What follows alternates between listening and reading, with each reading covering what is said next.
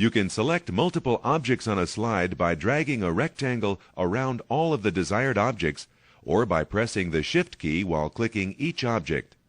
Let's use the Shift key to select both the first. Once the objects are selected, you can group them. You group objects so you can work with more than one object at the same time. For example, you can simultaneously change the fill color, size, or rotation of every object in a group. To group objects, select them, then right-click one, select Grouping, and click Group. You can also group objects by size.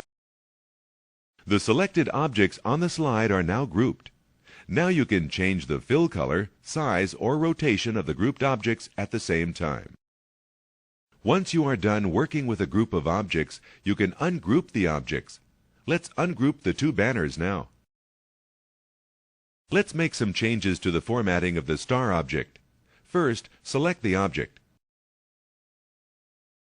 In addition to manually and freely rotating objects, you can quickly rotate objects precisely to 90 or 180 degrees.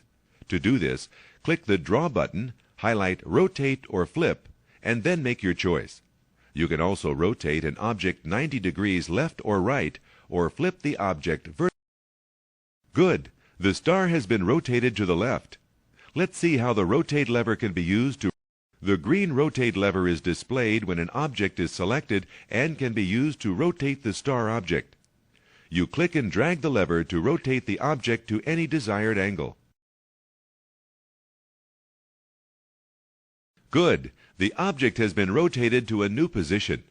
To look at more formatting options for this object, let's open the Format Auto Shape dialog box.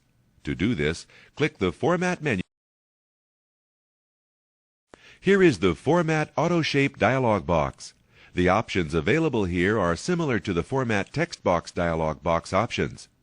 From here, you can do such things as change fill colors, change object size and position, and more. Let's explore this dialog box further before continuing.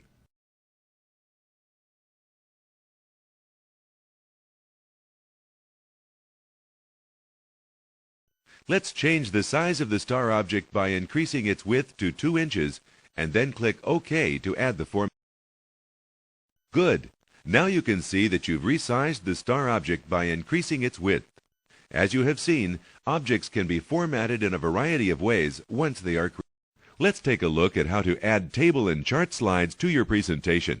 First, let's move to the last slide in the Vacation Packages presentation. To move to the last slide in the presentation, press and hold down the Control key while pressing the End key. This is the last slide in the presentation. To add a new slide, click the New Slide button on the standard toolbar. The Slide Layout task pane appears. The slide layout for a table slide is towards the bottom of the task pane. Let's choose this layout to insert the table and then close the task pane. To insert a table into your presentation, click the Insert Table button. Let's do this now. The Insert Table dialog box appears. This is where you determine the number of rows and columns in your table.